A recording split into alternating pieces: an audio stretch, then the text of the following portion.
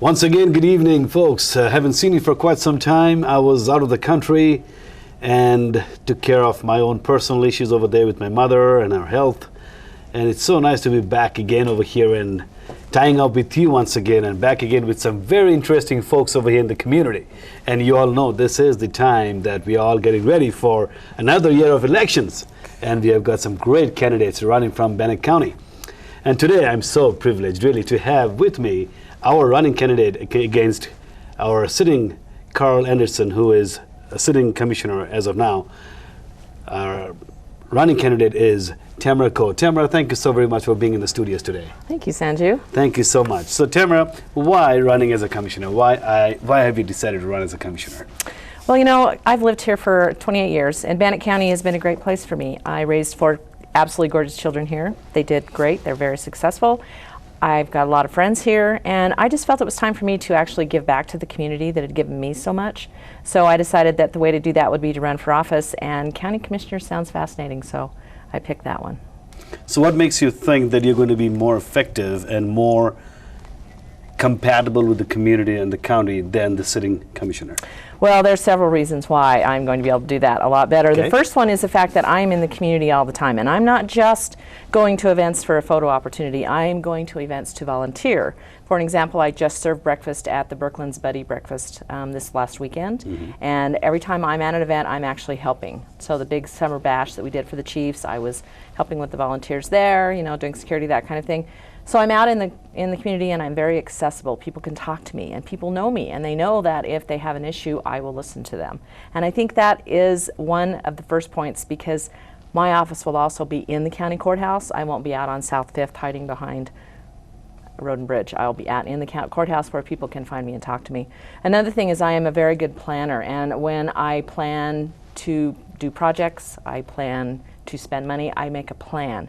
And right now there's no plans in the county. If they decide to do something at spur of the moment, oh, we have an extra $100,000, let's do something with it. Well, how about putting that aside, making a plan, and in 2 years you can do several things that are necessary and needed rather than just on a whim, let's spend the money.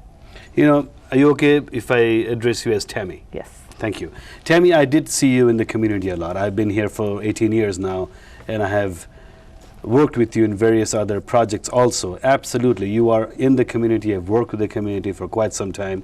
So do you think that makes you more influential in the community, more prominent, more outstanding because of being with the community and working for different departments and different areas in the city? Well, it definitely gives me an advantage for name recognition, because people have heard my name and they've seen me on TV, they've heard me on the radio, I've been in the paper. Yeah, I've definitely got more name recognition than most candidates.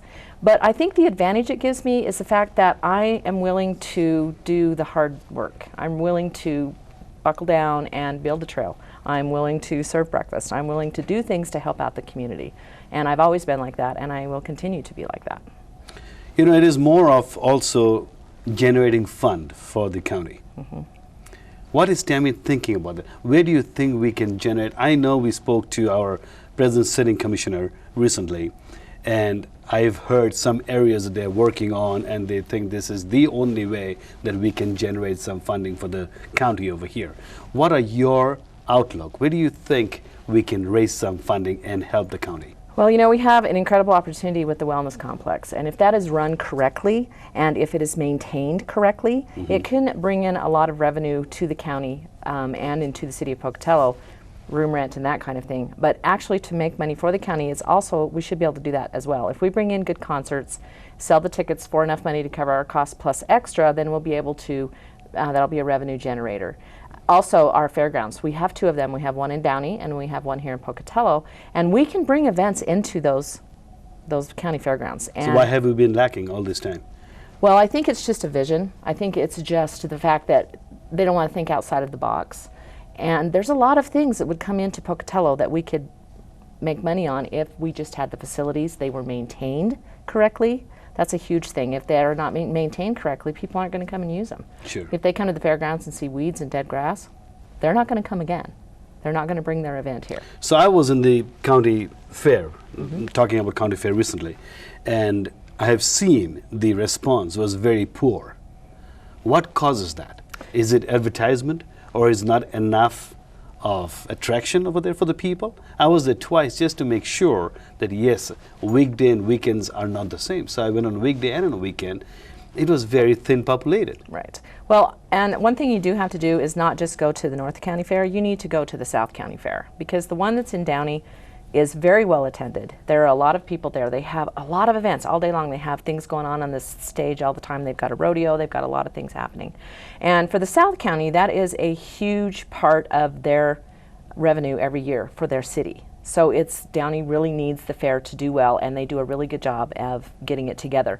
And I noticed on the website this year that they had this really nice fair book that had everything they were doing months before the North County Fair did. So I think that's why they're so successful. Plus, they still have a lot of kids in 4-H and things like that.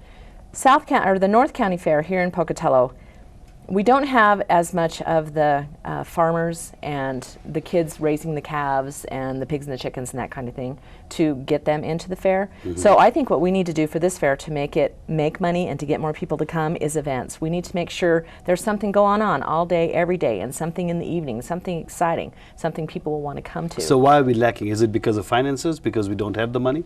I think it's a lack of planning and a lack of management. I think that we need to manage our fair a lot more.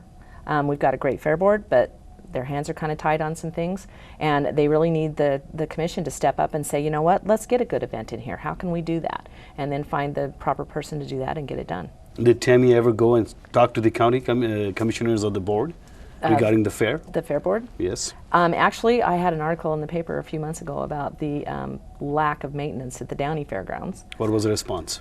Well, you know, the county found some money and they put in some new bathrooms that cost $40,000, but they're incredibly nice bathrooms and it was much needed. The ones I saw when I was down there they were horrible. There was I've seen some pictures. Oh, recently. Horrible and really badly maintained. So I think just getting out in the public and letting them know there's an issue there and there's issues here as well, and we need to stop spending money on things that aren't important and maintain the county property, because in Idaho statute they are charged with maintaining county property, and if they don't maintain it, they're not doing their job. Where are we spending money which is not very important, Tammy?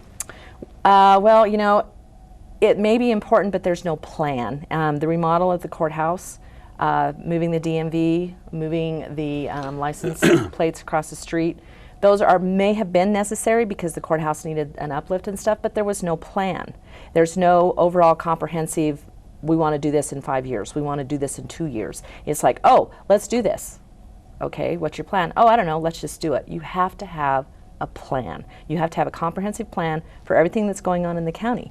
Each department in the county should have a written down plan of all the equipment they own and when they think it's going to need to be replaced, so that the county can look ahead and say, okay, in 10 years we're going to have to spend $10 million to upgrade the jail. So let's start putting that aside now, sure, so that when that happens, we don't have to go out to the community and ask them for a bond, because we'll have the money to do that. So Tammy really feels that planning is the real issue in our county right now. We are not planning, and we are just on a haste. We're just trying to get things done.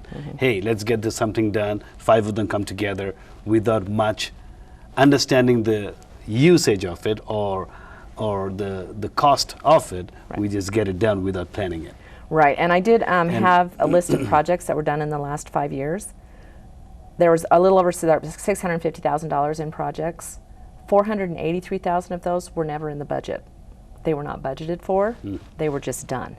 And I'm not, you know, if you want to do a project, get it in the budget so you know what you've got, and have a cost estimate before you come to the commission or to the public and say, we want to do this. Have an estimate of how much it's going to cost. Put it in the budget. Don't just spend it without having it in the budget.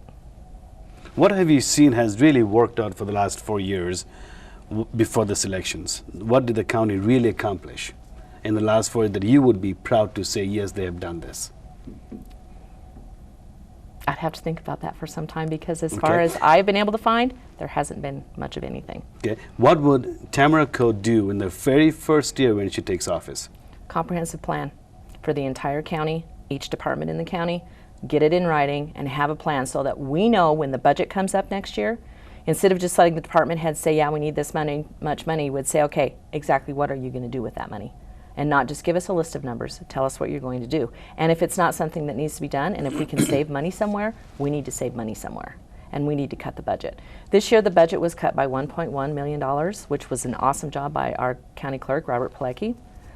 They are raising taxes, $1.4 million this year. So with a budget cut, wouldn't you think they wouldn't have to raise taxes? Okay.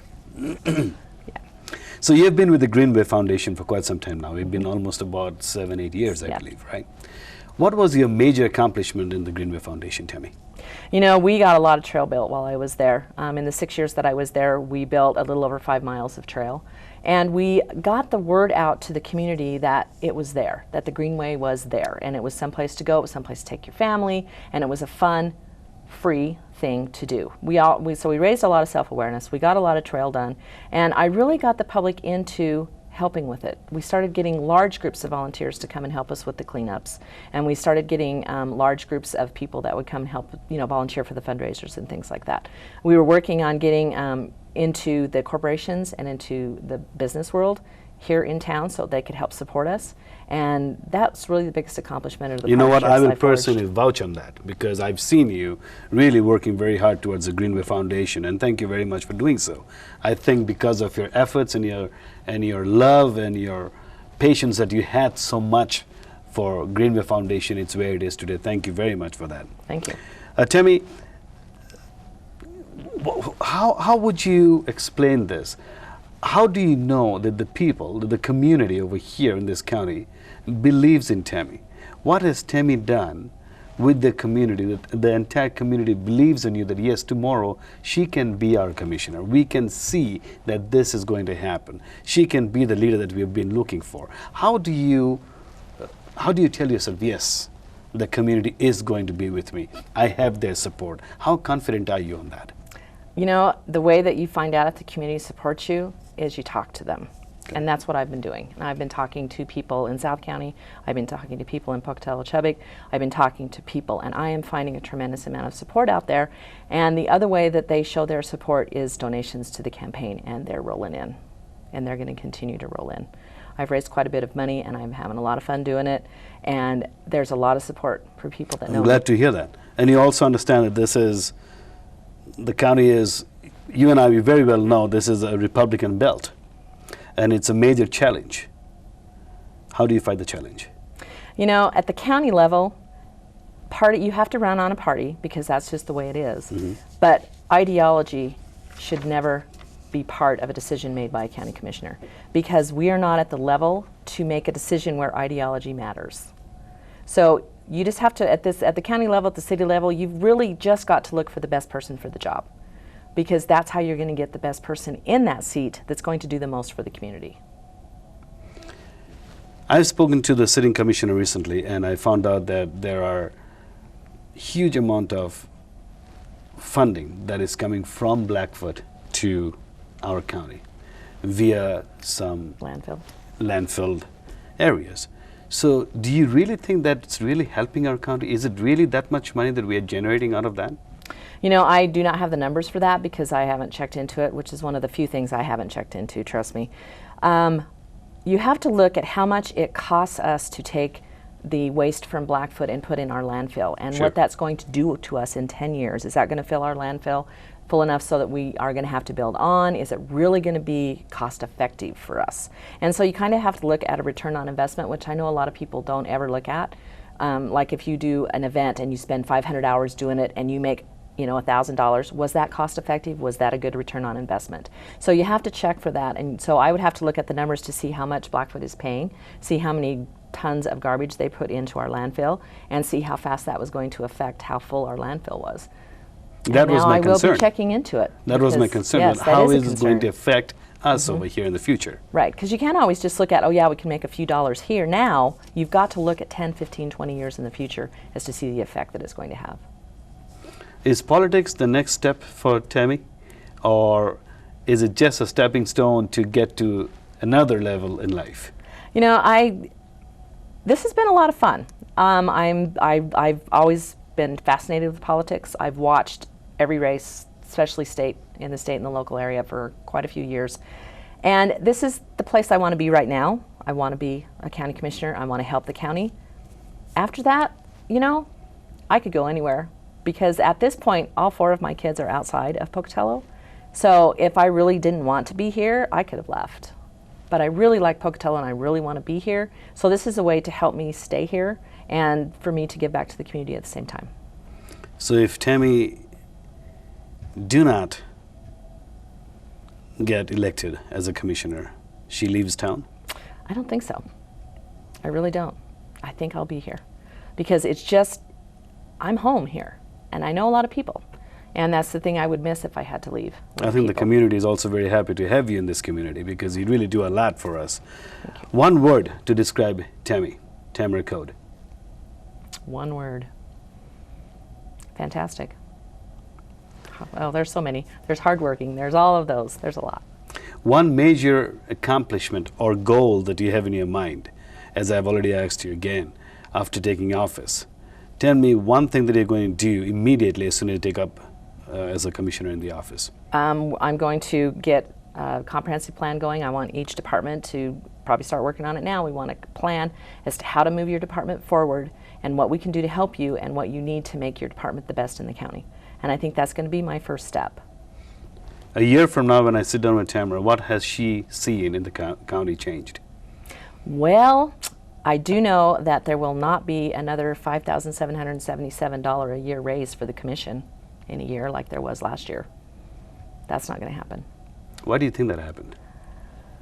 I guess... I mean, we're already struggling in our finances, right? I know, and we've had to raise the budget. And so, I'm not sure of their reasoning, but I do know that you don't give elected officials a big raise and not give one to your employees. The employees only received 2% that year, and that's all they got. So it's 9.5% versus 2%. So I'm kind of thinking that that's just not a good number. I don't really understand why that had to happen, because I certainly would have voted against it. There's no way I would give myself almost a $6,000 raise in 1 year. Tell me, what brought you to Pocatello? Oh gosh, a long time ago. It was a job. My husband got a job here. And I actually went to school here for 3 years before that. Which year was that? Oh, long time ago. I was here in 1977 for 3 years. And then I got married and lived in Moscow for 3 years because he was going to law school. And then we came back to Pocatello because it's like, well, where do you want to move to? We could go anywhere. And I said, I kind of liked Pocatello when I went to college. So let's try that. And I've been here ever since. And you were born? In Jerome, Idaho. Very Idaho. Small, about an hour and a half away. Very small town. So Pocatello has been your home for quite some time now. Longer than Jerome, definitely, yes. So if the community wants to know from Tamara Code, why is she running for commissioner and what she's going to do, in 2 minutes, tell the community why Tamara Code. Okay, well, it's really simple. I'm not afraid of hard work. I'm not afraid to make a decision. And if I make a decision and it turns out later to be wrong, I will own that decision, that error. That will be mine. I will not blame it on someone from the past. I will not blame it on an employee. It will just be my decision that I made incorrectly.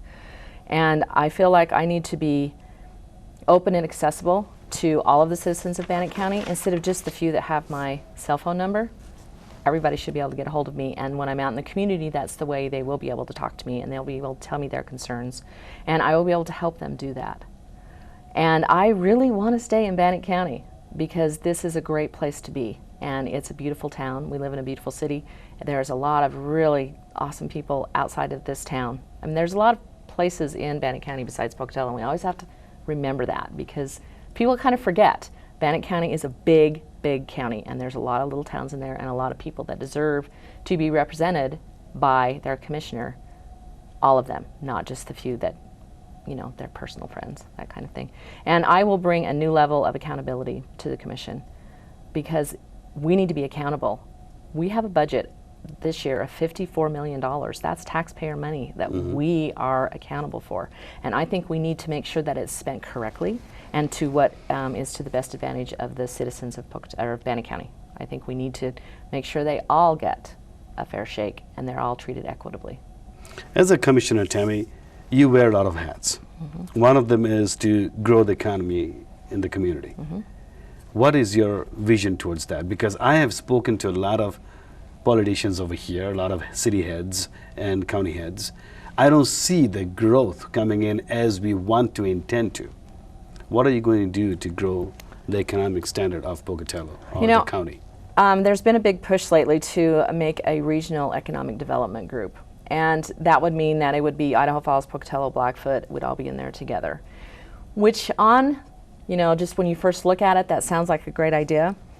But a job that's created in Idaho Falls is not going to help Pocatello unless the job is created here. So I would like to see Bannock Development step up a little more and try to get some more jobs here. And I think if we had the right people to send with Bannock Development, that we would be able to talk to companies and encourage them to come to Pocatello rather than to go to Idaho Falls. And I would really like to see more business here. And I think we can do it. We have a great infrastructure, and we just need to let people know that Pocatello is here and we're ready for your business and we're going to help you in any way that we can. We have ISU here. There's absolutely no reason why we can't have qualified employees for whatever business wants to come in here, because we can train them right here at ISU. So I think a workforce would be important.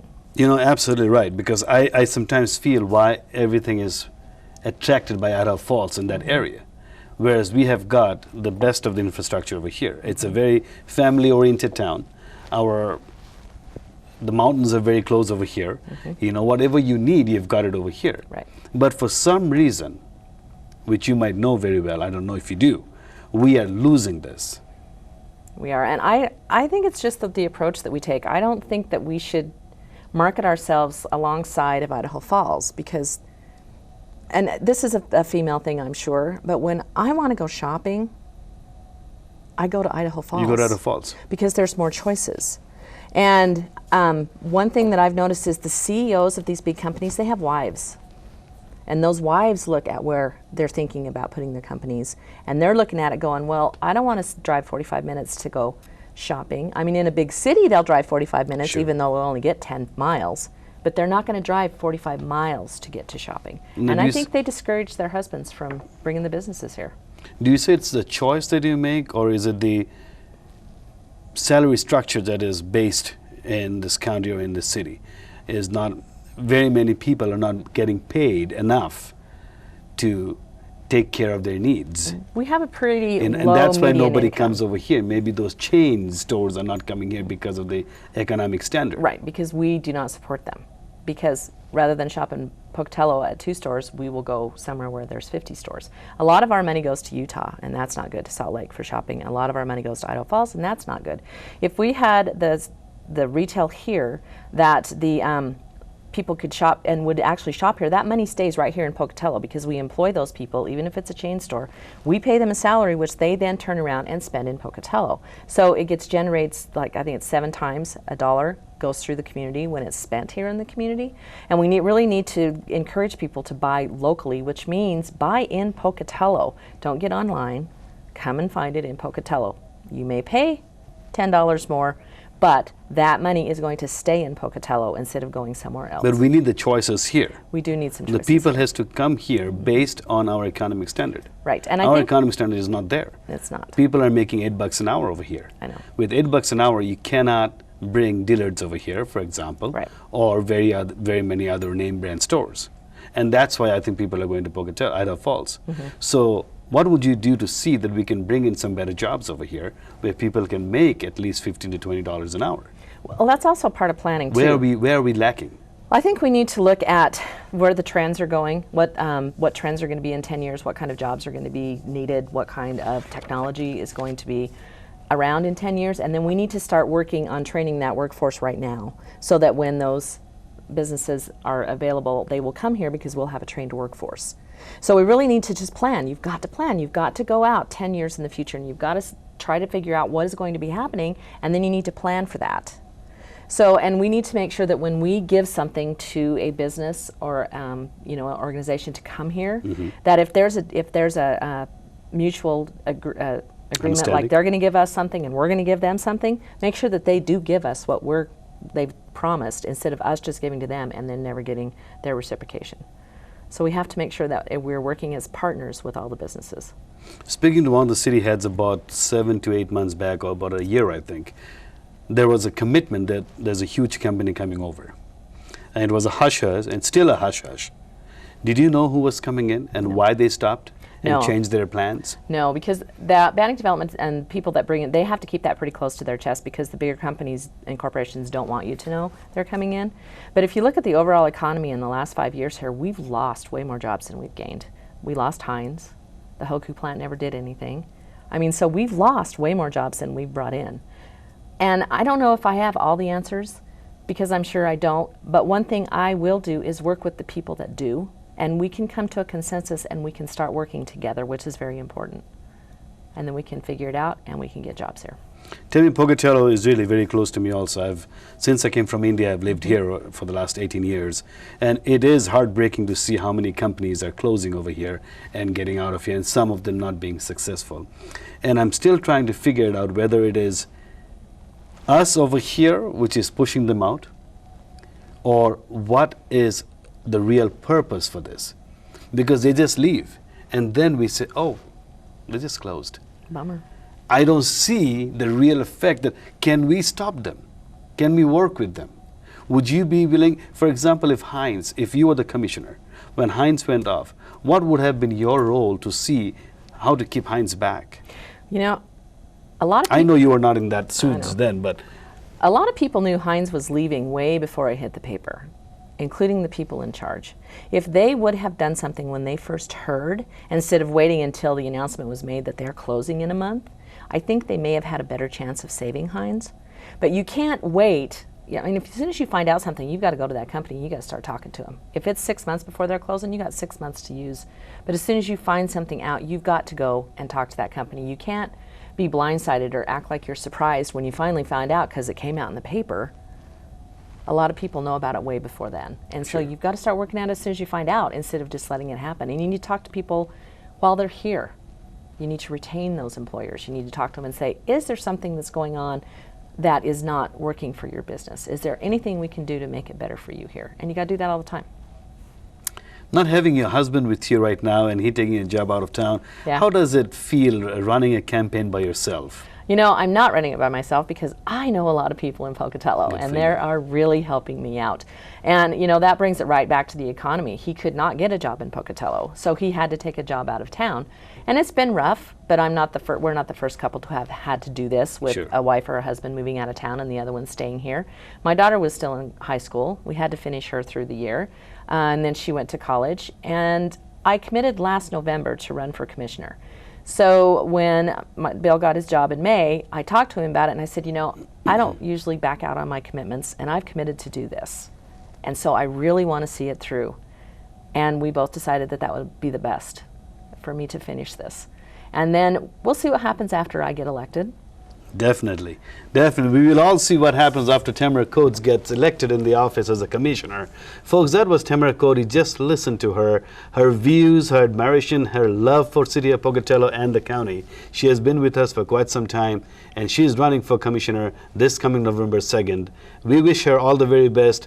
And Tammy, thank you so much for spending your time with us in our studios this afternoon, and wish you all the very best, Tammy. Thank you so much again. Thank you, Sanju. Thank you.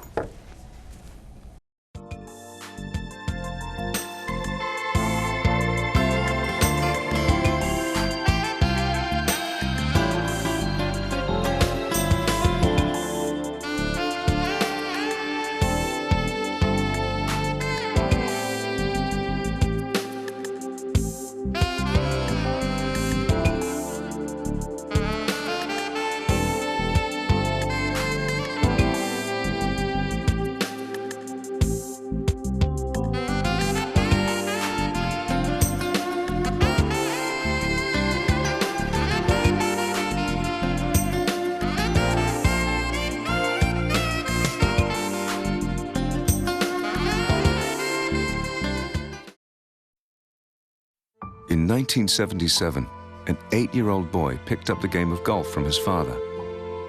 The odds of that same boy then making it to the US and European Pro Golf Tours, 1 in 7 million. The odds of the Big Easy winning the US Open twice, 1 in 1.2 billion. The odds of him having a child diagnosed with autism? 1 in 110. Ernie Els encourages you to learn the signs at autismspeaks.org.